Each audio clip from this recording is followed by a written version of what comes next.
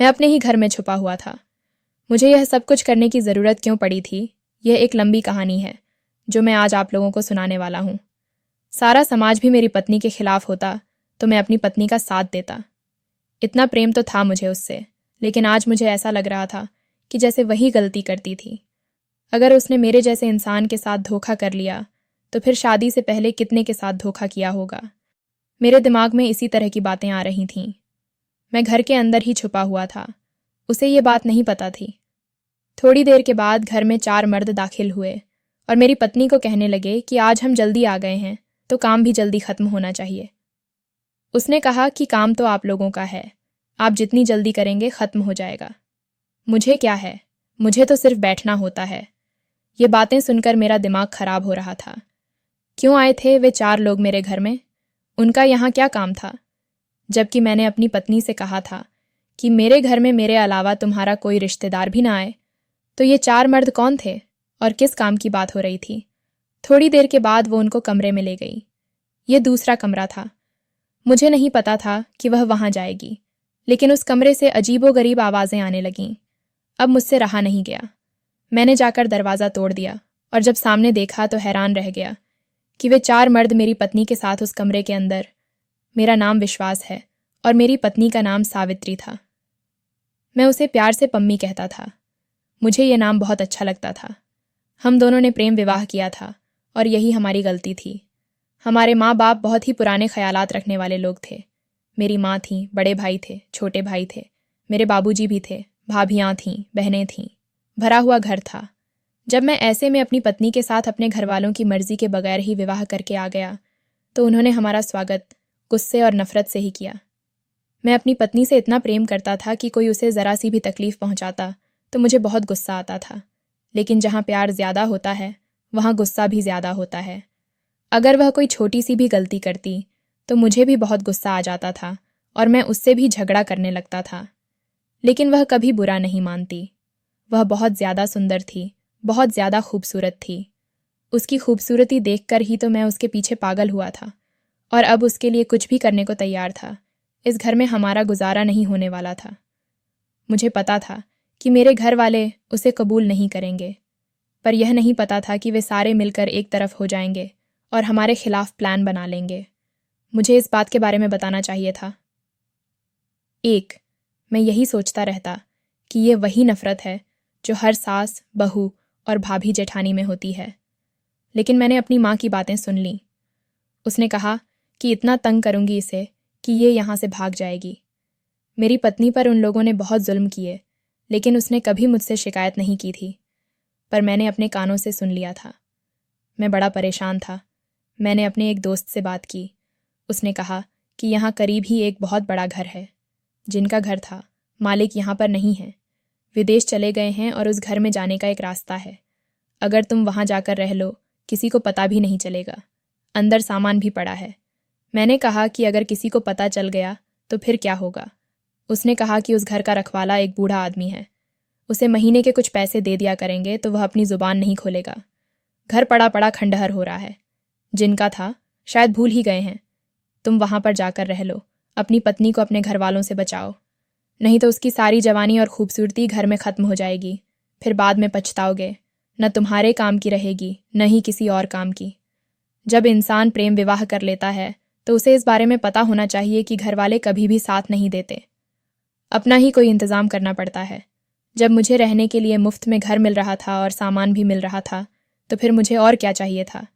मैंने सोच लिया कि अपने दोस्त की बात ज़रूर मानूंगा और उस घर में अपनी पत्नी को ले जाऊंगा। पर कहते हैं ना कि मुसीबत कभी अकेली नहीं आती। हम लोगों ने इस घर से निकलने का प्लान तो बना लिया, पर हमारे पास कुछ भी नहीं था। सुना था कि उस घर में थोड़ा बहुत सामान है, लेकिन कितना सामान होता? इतना तो नहीं कि घर को चला सके। हमें पैसों की ज़रूरत थी। कोई पैसे देने को तैयार नहीं था। मेरी नौकरी भी अभी अभी लगी थी। मैं एक ऐसा नौजवान था जो बस अपनी ही ज़िंदगी में बिजी था। उसे एक लड़की पसंद आ गई। उसने उससे शादी कर ली और अब उसे हकीकत की दुनिया का सामना करना था। जब मैंने यह बात अपनी पत्नी को बताई तो वह बहुत खुश हुई, लेकिन उसने कहा कि इस तरह हमारे लिए बहुत मुश्किल हो जाएगी। वह कहने लगी कि फिर क्या, इनकी दी हुई छत के नीचे बैठे रहें और गालियाँ खाते रहें। इस तरह की जिल्लत की ज़िंदगी गुजारने के लिए मैंने तुमसे शादी नहीं की। जिससे मोहब्बत की हो उसे मुसीबत में नहीं डाला करते। मेरी पत्नी ने कहा कि आपने यह बात कहकर मेरा दिल जीत लिया। अब सारी ज़िंदगी भी आप मुझे मुसीबत में डालें, मुझे कोई फ़र्क नहीं पड़ेगा। पर मैंने उसे समझाया कि नहीं, जिनसे मोहब्बत होती है उन्हें संभाल कर रखते हैं, और मैं तुम्हें संभाल कर रखना चाहता हूँ, वह भी सिर्फ अपने लिए। इसीलिए अब हम यहाँ से चले जाएंगे। जब हमने घर वालों को यह बात बताई तो उन लोगों की शक्ल देखने वाली थी। वे तो समझते थे कि ये सारी ज़िंदगी हमारे नौकर बनकर गुजारेंगे, हमारी बातें सुनते रहेंगे और हम इनके ऊपर अपना गुस्सा निकालते रहेंगे। लेकिन ऐसा नहीं हुआ। हम लोग उस घर से चले गए तो सर उठाकर निकले। नहीं पता था कि आगे क्या होगा, लेकिन उसके बाद जो हुआ वह काफ़ी अजीब था। दो मेरे दोस्त ने यह तो बताया ही नहीं कि यह घर तो रहने के काबिल ही नहीं था। यहाँ बहुत सारे कमरे थे, लेकिन कुछ कमरों की छत गिरी हुई थी। इतनी गंदगी थी कि बता नहीं सकता। मेरी बीवी ने कमर कस ली। मैंने कहा कि तुम अकेली कैसे करोगी?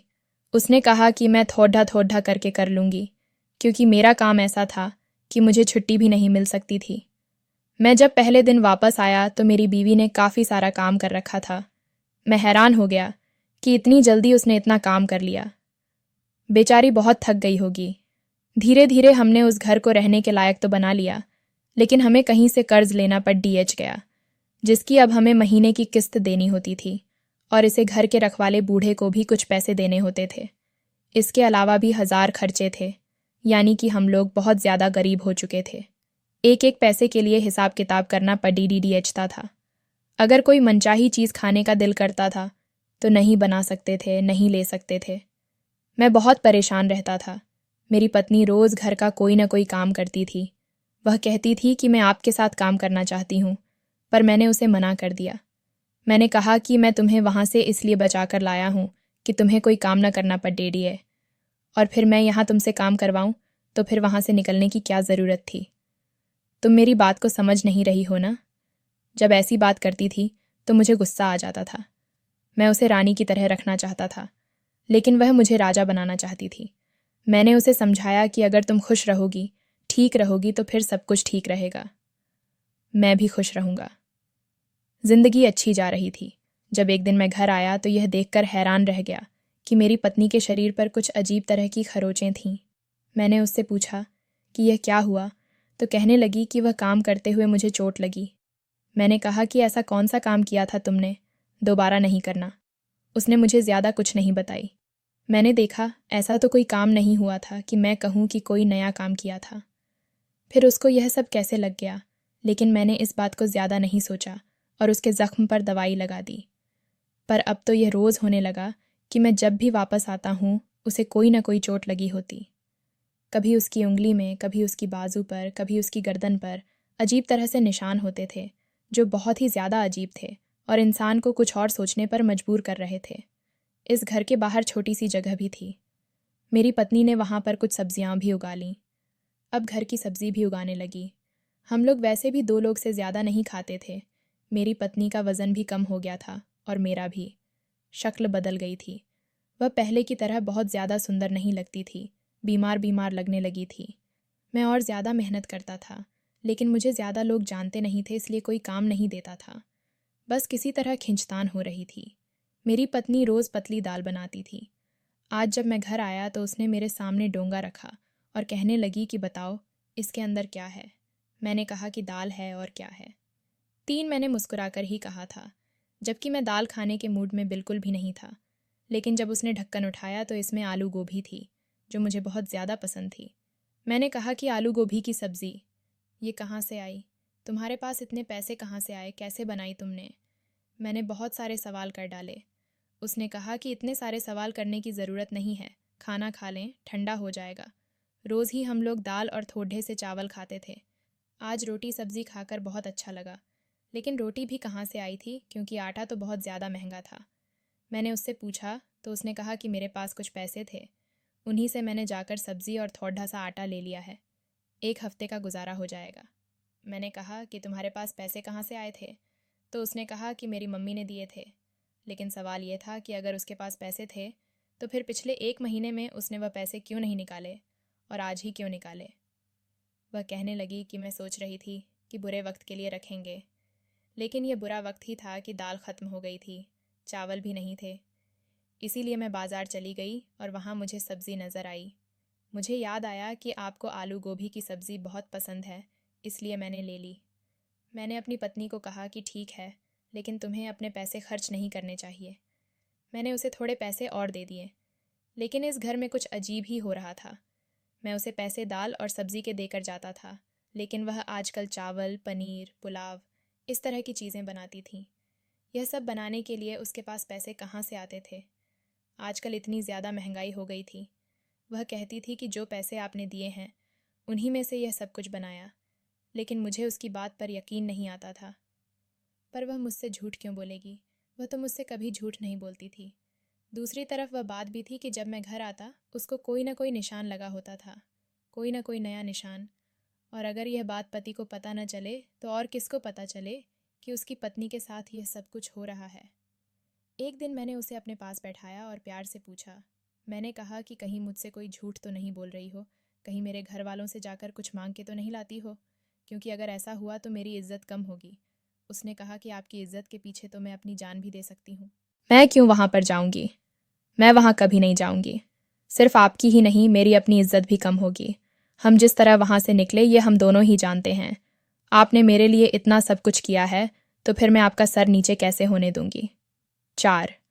और आपको लगता है कि अगर मैं मदद मांगने जाऊं भी तो वे लोग मदद करेंगे? मैंने दिल में सोचा कि हाँ, वे लोग तो कभी मदद नहीं करेंगे। फिर यह सब कुछ कहाँ से आ रहा था? वह कहने लगी कि बस हमारे प्रेम की वजह से हो रहा है। आप फिक्र नहीं करें, सब कुछ ठीक हो जाएगा। हमारा मन साफ है, इसलिए भगवान हमारी मदद कर रहा है। लेकिन यह कौन सी मदद थी? भगवान हर गरीब की मदद क्यों नहीं करता था? कुछ न कुछ तो करना ही पड्डी डीचता था, हाथ पैर मारना ही पड्डी डीचता, तब जाकर 2 वक्त की रोटी मिलती है। घर बैठे तो भगवान किसी को भी खाना नहीं पहुंचाता। एक दिन मैं घर में आया, आज मैं ज़रा जल्दी आ रहा था। मेरा काम ऐसा था कि मुझे देर से ही छुट्टी होती थी, लेकिन आज हमारा मालिक कहीं चला गया तो सबको जल्दी घर जाने का मौका मिल गया। मैं अपने टाइम से 2 घंटे पहले आया था। अभी घर में पाँव ही रखा था कि दूर से देखा कोई खिड़की से निकल के भागा है। मैंने अपनी आंखों से देखा, कोई आदमी था जो मेरे घर की खिड़की से बाहर निकल के मुझे देखकर भाग गया। मैं तो आग बबूला हो गया और मैं उसके पीछे भी भागा, लेकिन वह बहुत तेज़ था, गायब हो गया। मैं वापस आया तो अपनी पत्नी से पूछा कि अभी घर से कौन निकला है। वह बिल्कुल सामान्य थी। उसने कहा कि मुझे नहीं पता, घर में कोई होगा तो निकलेगा। आज आप जल्दी कैसे आ गए? आप ही तो आए हैं, और तो घर में कोई नहीं था। मैंने कहा कि मैंने अपनी आंखों से देखा, वह घर से निकला है और तुम हो कि तुम्हें पता ही नहीं। तुम कहाँ थी? उसने कहा कि मैं तो रसोई घर में थी, खाना बना रही थी, मुझे नहीं पता। वह बेचारी परेशान हो गई, लेकिन परेशान उसे होना चाहिए था, क्योंकि यह कोई छोटी बात तो नहीं थी। मैंने कहा कि मुझे सच बता दो, वह कौन था? क्या तुम्हारा कोई रिश्तेदार था? उसने कहा कि मेरा कोई रिश्तेदार नहीं था, और अगर मेरा कोई रिश्तेदार होता तो उसे इस तरह भागने की क्या ज़रूरत थी?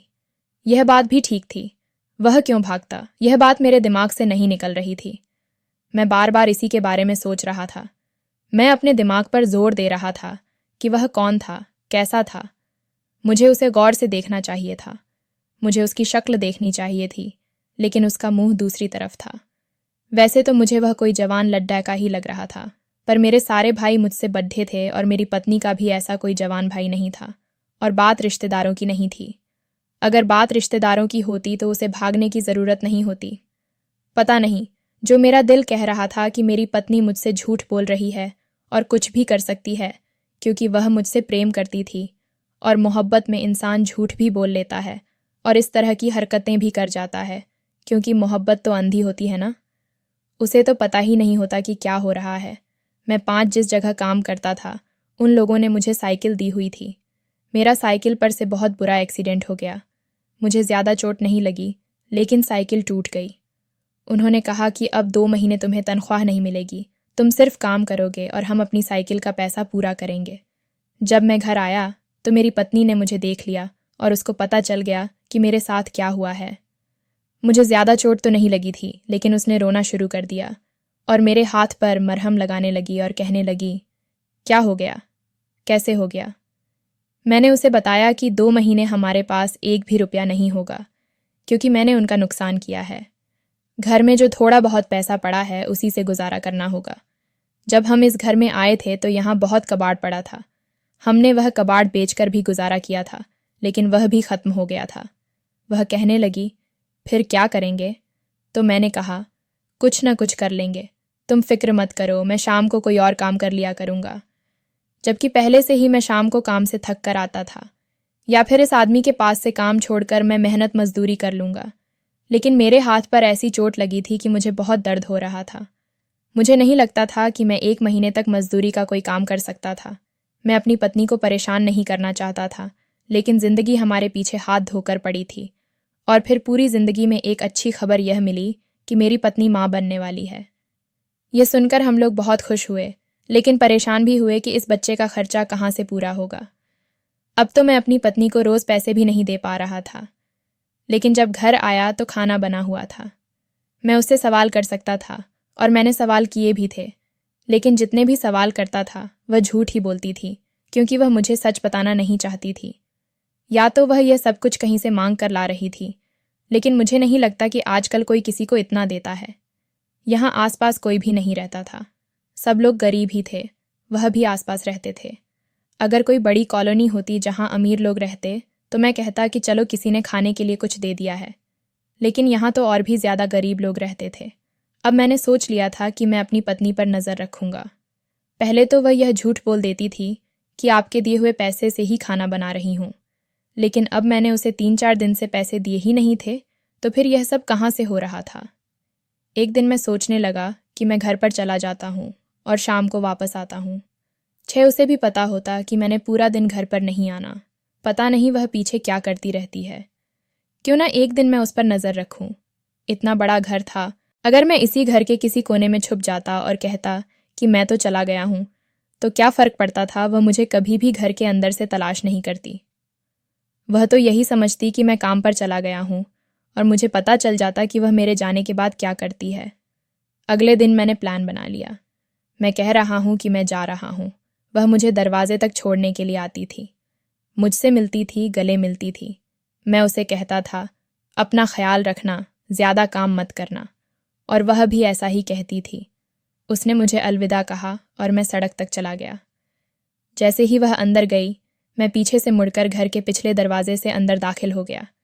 पिछला दरवाज़ा वैसे ही टूटा हुआ था। मैंने देखा, मेरी पत्नी ने जगह साफ़ की, घर को साफ़ किया, और फिर यह देखकर हैरान रह गया कि उसके पास एक कॉल करने वाला फ़ोन था, छोटा सा फ़ोन। हमारे पास कोई भी फ़ोन नहीं था। हमारे पास फ़ोन रखने के पैसे ही कहाँ थे, और अगर हम फ़ोन रखते तो शायद मजबूरी में आकर उसे 1-2 हफ्ते बाद ही बेच देते। लेकिन उसने यह फ़ोन कहाँ से लिया? कोई न कोई बात ज़रूर थी। मेरा यह प्लान बनाकर घर में छुपना गलत साबित नहीं हुआ।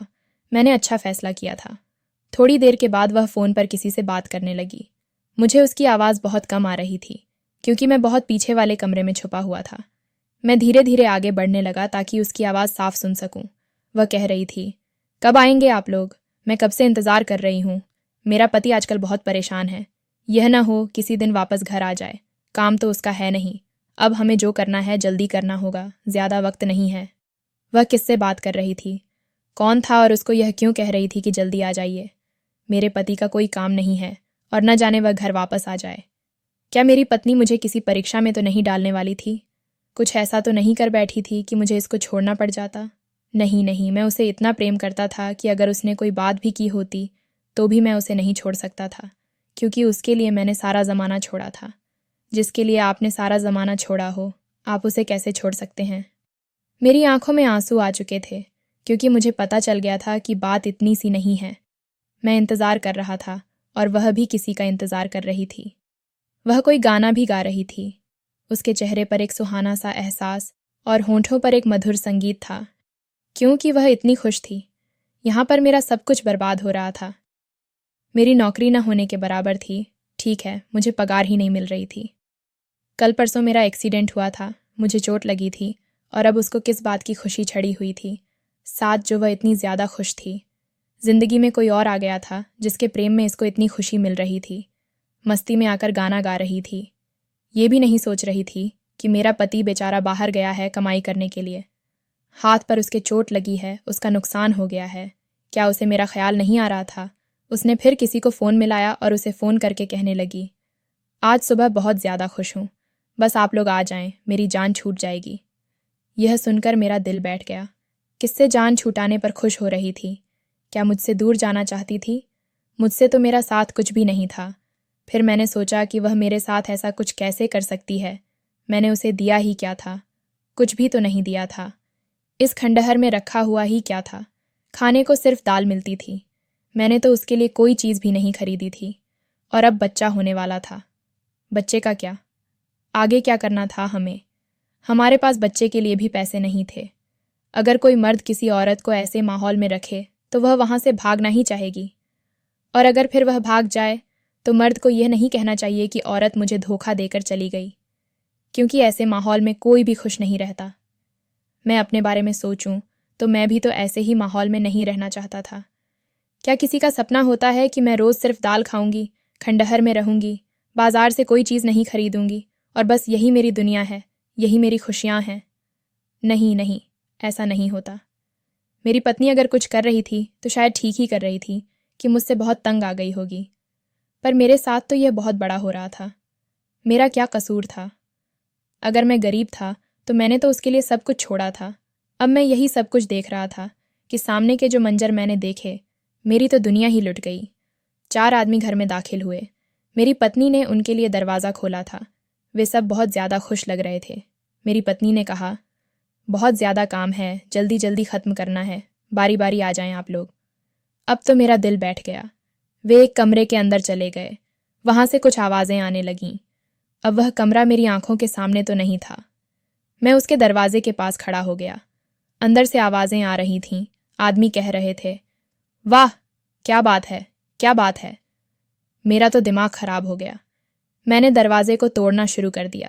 शायद दरवाज़ा खुला हुआ था, लेकिन सिर्फ वैसे बंद किया था, उसकी कड़ी नहीं लगी हुई थी। मैंने एक झटके से दरवाजे को धक्का दिया और मैं अंदर जा गिरा। सामने का मंजर देखकर हैरान रह गया। 8 मेरी पत्नी भी हैरान रह गई कि मैं वहाँ पर कहाँ से आ गया, और वे आदमी समझे कि मैं कोई और हूँ। उन्होंने मुझे उठाया और धक्का देकर पूछा कि ये कौन आ गया हमारे घर में, क्योंकि जिस तरह से मैं आया था इस तरह तो कोई चोर ही आता है। मेरी पत्नी ने कहा, अरे छोड़ो छोड़ो, ये मेरा पति है, छोड़ो इसे।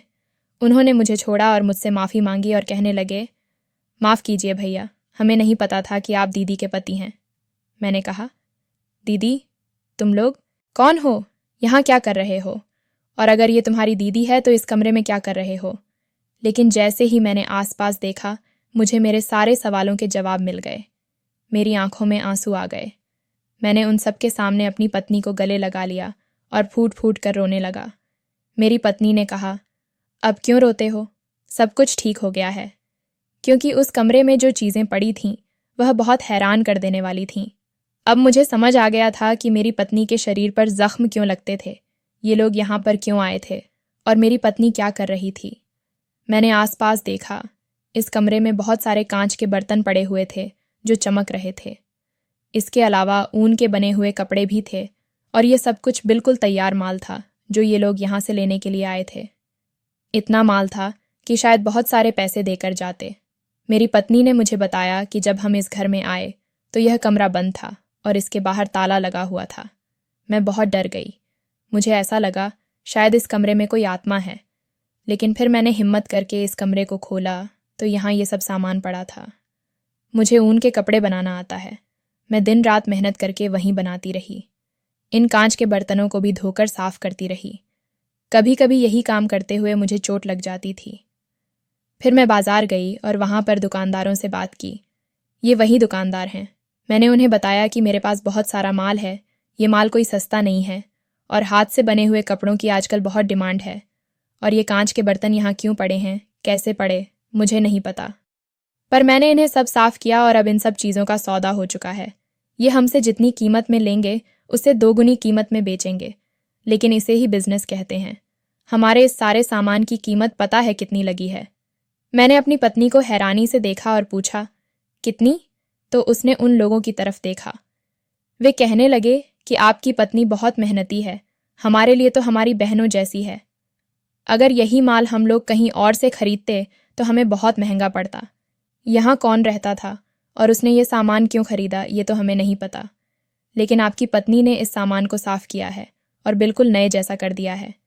क्योंकि ये था तो नया ही, लेकिन यहाँ पर इस पर मिट्टी पड़ी थी, इसलिए ये पुराना हो गया था। हम आज चेक देने के लिए और सामान उठाने के लिए ही आए थे। हमने ही आपकी पत्नी को फ़ोन भी लेकर दिया था ताकि वह हमें बता सके कि हम किस समय आएं।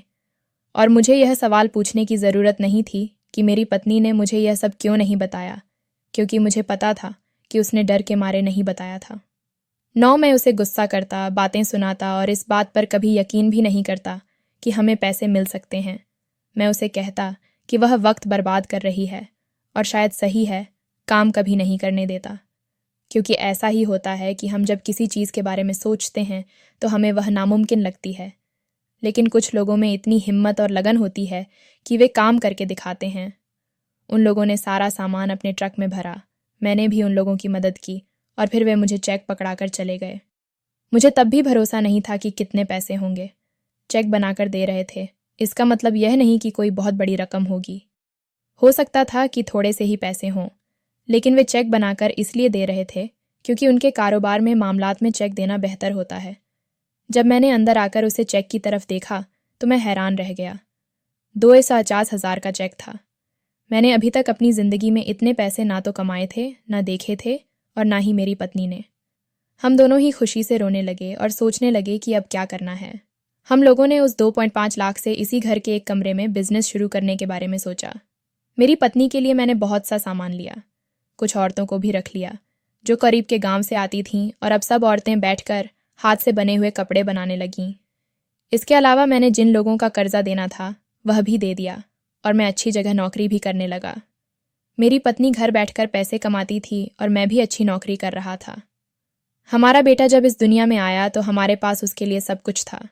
हमने उसके कपड़े पहनने, दूध, हर चीज़ का इंतज़ाम पहले से ही कर रखा था।